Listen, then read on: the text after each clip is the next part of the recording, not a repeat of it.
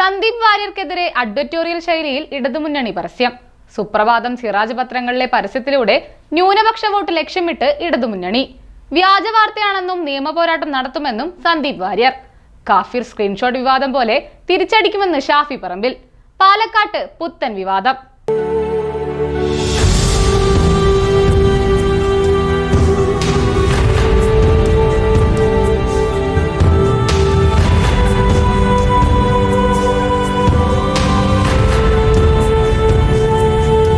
സിപിഎമ്മുമായി രഹസ്യ ചർച്ചകൾ നടത്തിയിരുന്ന കാലത്ത് AK ബാലനെയും MB രാജേഷിനെയും പോലെയുള്ള CPM നേതാക്കൾ സന്ദീപ് വാര്യരെ പുകഴ്ത്താൻ മത്സരത്തിലായിരുന്നു. വാര്യർ ക്രിസ്റ്റൽ ക്ലിയർ ആണെന്ന വിധത്തിലായിരുന്നു CPM നേതാക്കളുടെ സ്തുതിപാടലുകൾ. എന്നാൽ ഇപ്പോൾ വാര്യർ കോൺഗ്രസിൽ ചേർന്നതോടെ വസ്തുതകൾ അടിമുടി മാറി മറിഞ്ഞു. വാര്യരുടെ ഹൈന്ദവ തീവ്രവാദി പട്ടവും മുസ്ലിം വിരുദ്ധ സമീപനവുമെല്ലാം പാലക്കാട്ടെ തെരഞ്ഞെടുപ്പിൽ ആയുധമാക്കാനുള്ള നീക്കമാണ് CPM ഇപ്പോൾ നടത്തിക്കൊണ്ടിരിക്കുന്നത്. സന്ദീപ് വാര്യർക്കെതിരെ രൂക്ഷ വിമർശനങ്ങൾ അഴിച്ചുവിട്ടുകൊണ്ട് UDF അനുകൂല മുസ്ലിം വോട്ട് ബാങ്കുകളിൽ വിള്ളൽ വീഴ്ത്താനുള്ള നീക്കമാണ് ഇടതുപക്ഷം നടത്തിക്കൊണ്ടിരിക്കുന്നത്.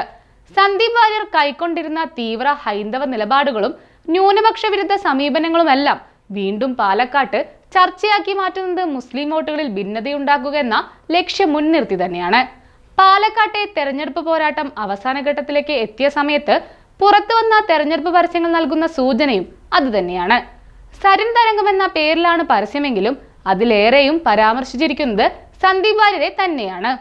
മുസ്ലിം ജനവിഭാഗങ്ങളിൽ പ്രബലരായ സുന്നി വിഭാഗങ്ങൾക്കിടയിൽ ആശയക്കുഴപ്പവും ഭിന്നതയും സൃഷ്ടിക്കുക എന്ന് തന്നെയാണ് ഈ വിധം പരസ്യങ്ങളിലൂടെ ഇടതുപക്ഷം ലക്ഷ്യമിടുന്നതെന്ന് വ്യക്തം. EK വിഭാഗം സുന്നികൾക്ക് മുൻതൂക്കമുള്ള സമസ്തയുടെ മുഖപത്രമായ സുപ്രഭാതത്തിലും കാന്തപുരം വിഭാഗത്തിന്റെ സിറാജ് പത്രത്തിലുമാണ് സരിനെ വാഴ്ത്തിയും വാര്യരെ കടന്നാക്രമിച്ചും പരസ്യം വന്നിരിക്കുന്നത്. അതേസമയം CPMന്റെ മുഖപത്രമായ ദേശാഭിമാനിയിൽ പോലും പ്രസ്തുത പരസ്യം വന്നിട്ടില്ല എന്നതും ദുരൂഹതയുടെ ആഴം വർദ്ധിപ്പിക്കുന്നുണ്ട്. വാർത്താ ശൈലിയുടെ രൂപത്തിലുള്ള അഡ്വറ്റോറിയൽ ശൈലിയിലാണ് പരസ്യം നൽകിയിരിക്കുന്നത്. അതായത് പെട്ടെന്ന് പരസ്യമാണെന്ന് തോന്നാത്ത വിധത്തിലുള്ള വാർത്താവതരണം തന്നെയാണ് വളരെയധികം തന്ത്രപരമായി CPM ആവിഷ്കരിച്ചിരിക്കുന്നത്. BJPയിലായിരിക്കെ മുസ്ലിം ജനവിഭാഗങ്ങൾക്കെതിരെ കടുത്ത ഭാഷയിൽ പ്രതികരിച്ചിരുന്ന നേതാവ് കൂടിയാണ് സന്ദീപ് വാര്യർ. അതെല്ലാം വീണ്ടും ഉയർത്തി മുസ്ലിം ജനവിഭാഗങ്ങളെ തീവ്രവാദികളെന്ന് വിശേഷിപ്പിച്ച വാര്യരെയാണ് കോൺഗ്രസ് സ്വീകരിച്ചിരിക്കുന്നതെന്ന മട്ടിൽ ചിത്രീകരിക്കാനുള്ള നീക്കമാണ് ഇപ്പോൾ ഇടതുപക്ഷം നടത്തിക്കൊണ്ടിരിക്കുന്നത്.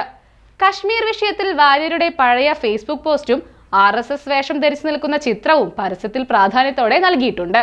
കശ്മീരികളുടെ കൂട്ടക്കൊലപാതകവും കേരളത്തിൽ CAA നടപ്പാക്കുമെന്ന മട്ടിൽ വാര്യർ നടത്തിയ അത്യന്തം ആപത്കര സമീപനങ്ങളും മഹാത്മജിയുടെ വധത്തിലെ സംഘപരിവാർ പങ്കും തുടങ്ങിയവയാണ് CPM ഇപ്പോൾ ആയുധമാക്കിയിരിക്കുന്നത്.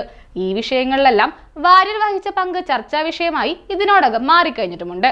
കോൺഗ്രസിനെ മതേതര മുഖം നൽകണമെന്ന് ആവശ്യപ്പെട്ടതിനാൽ Dr. P. സരിനെ പുറത്താക്കിയ അതേ കോൺഗ്രസുകാരാണ് സന്ദീപ് വാര്യരെ പോലെയുള്ള കാളകൂട വിഷയങ്ങളെ സ്വീകരിക്കുന്നതെന്നും പരസ്യത്തിൽ CPM ആരോപണമുയർത്തി കഴിഞ്ഞിട്ടുമുണ്ട്. ഈ വിഷനാവിനെ സ്വീകരിക്കുകയോ കൂട്ടക്കൊലയ്ക്ക് ആഹ്വാനം നൽകിയ സന്ദീപ് തുടങ്ങിയ തലക്കെട്ടുകളുള്ള പരസ്യത്തിൽ സന്ദീപിന്റെ FB പോസ്റ്റിന്റെ ചിത്രങ്ങളും ഉൾപ്പെടുത്തിയിട്ടുണ്ട്. ഗാന്ധിജിയെ ചെറുതായി ഒന്ന് വെടിവെച്ചു കൊന്നു എന്ന മട്ടിൽ ഹിന്ദു മഹാസഭയെ ന്യായീകരിച്ച വാര്യരുടെ വിവാദ പരാമർശങ്ങളും പോസ്റ്ററുകളിലുണ്ട്. സന്ദീപ് വാര്യരെ പ്രതിക്കൂട്ടിൽ നിർത്തിയുള്ള പരസ്യത്തെ അനുകൂലിച്ചും വിമർശിച്ചും ഒട്ടനവധി പോസ്റ്റുകളാണ് സോഷ്യൽ മീഡിയയിൽ നിറയുന്നത്. അവസാനവട്ട പ്രചരണത്തിനിടയിൽ പുറത്തെത്തിയ ഈ പരസ്യം UDF കേന്ദ്രങ്ങളെ അങ്കലാപ്പിലാക്കിയിട്ടുണ്ട്. പ്രത്യേകിച്ച് മുസ്ലിം ലീഗിലെ തങ്ങളുടെ പരമ്പരാഗത വോട്ടുകൾ ചോർന്നേക്കാമെന്ന ഭീതിയാണ് ഇവർക്കുള്ളത്. അതേസമയം പരാജയ ഭീതിയാൽ വില കുറഞ്ഞ തന്ത്രങ്ങൾ ആവിഷ്കരിക്കുകയാണ് CPM എന്ന ആരോപണവുമായി VD സതീശനും ഷാഫി പറമ്പിലുമൊക്കെ രംഗത്ത് വന്നു കഴിഞ്ഞു. വടകരയിൽ പയറ്റിയ കാഫിർ മോഡൽ പരസ്യം പോലെ ഈ വാര്യർ വിരുദ്ധ പരസ്യവും അനുകൂലമാകുമോ അതോ തിരിച്ചടിക്കുമോ എന്ന ആശങ്കയിലാണ് ഇടതുമുന്നണി പ്രവർത്തകർ.